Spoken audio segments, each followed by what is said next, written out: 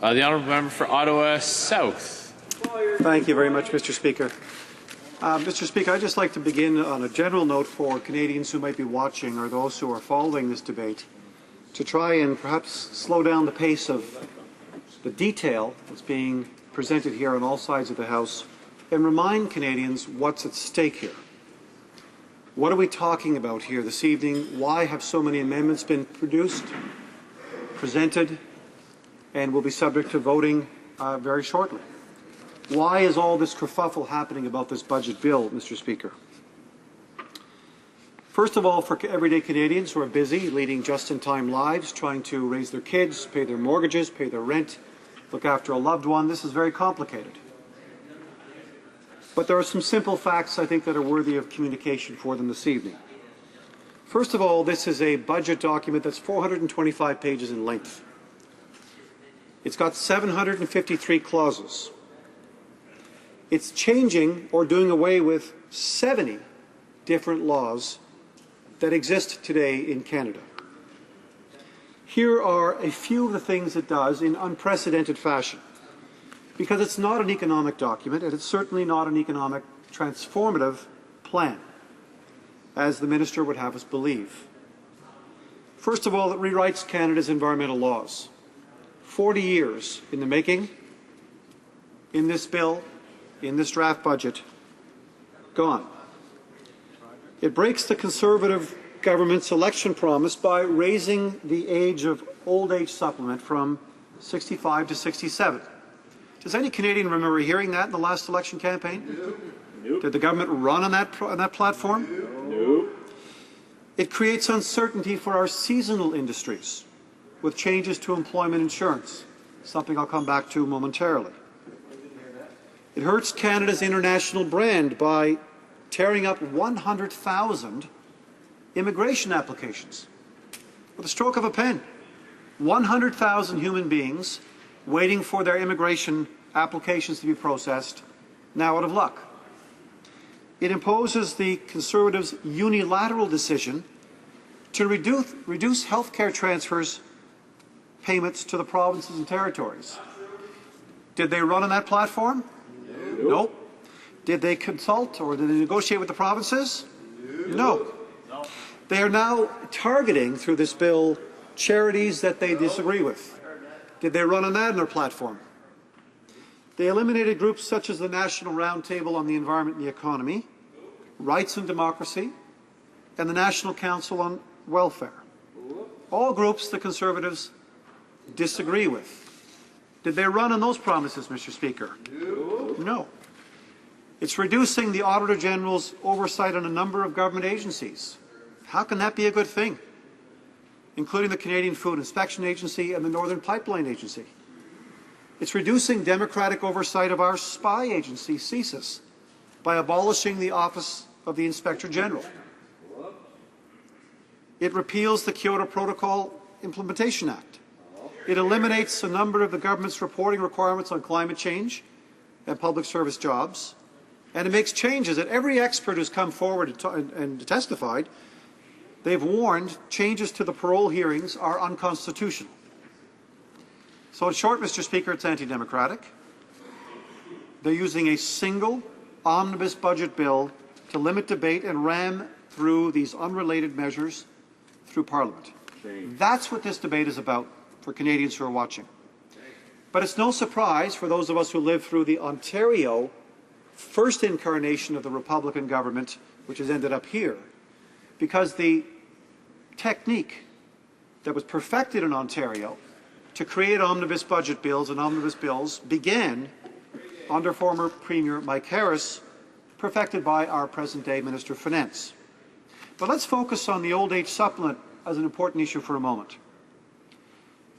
They're breaking their election promise, as I said, by raising the age for OAS from 65 to 67.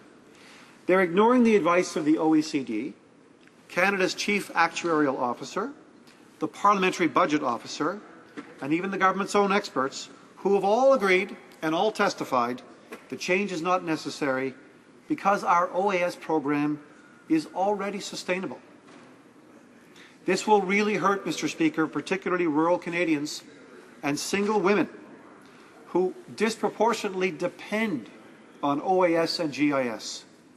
It also hurts our physical laborers who cannot continue working. 40% of our OAS recipients earn less than $20,000 a year, and more than half earn less than $25,000 a year. In my riding of Ottawa South, it's no different. This change is going to hurt Canada's most vulnerable seniors the hardest.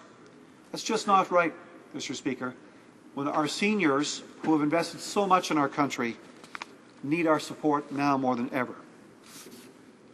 Let's turn to the changes under employment insurance. What have we heard? We did not hear how these changes will help solve skilled labour shortages. We did not hear how many of the current 250,000 job openings are going to be filled because of these changes. We did not hear how these changes will assist 1.4 million Canadians out of work. We didn't hear that Canadians had been consulted about these changes. We did not hear how they'll help communities and workers who only have seasonal industries, and how that will help them foster more full-time industries. What happened here is these changes really brand those who require EI, Mr. Speaker, during recurring periods of no-fault job loss as, in their language, repeat offenders. Imagine, if you're on EI in Canada, you're a repeat offender. You better watch out. And it forces them to take a 30% pay cut in a lower skilled job outside their area of training. Cheap labor. It forces people to take jobs further away from home, thereby incurring higher costs for a low-skilled job that pays less.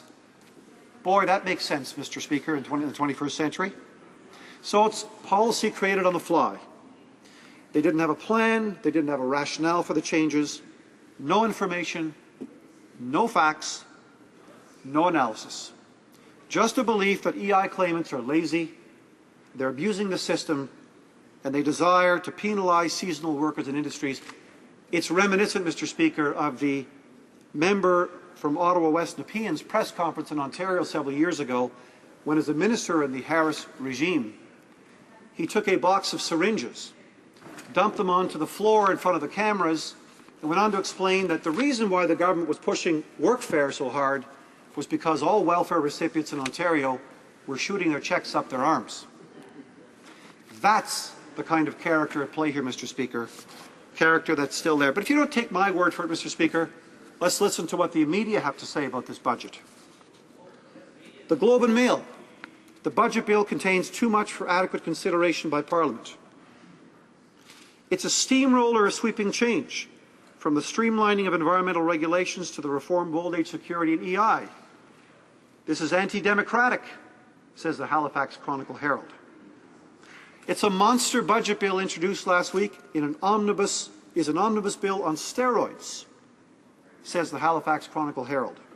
It's also nonsense, they go on to say, to pretend one debate, one committee review, and one vote will allow Parliament to competently examine this legal spaghetti. The Toronto Star. This reeks of hypocrisy. The Toronto Star again. This is political sleight of hand and message control. And it appears to be an accelerating trend. These shabby tactics keep Parliament and Canadians in the dark, swamp MPs with so much legislation that they can't absorb it, and hobbles scrutiny.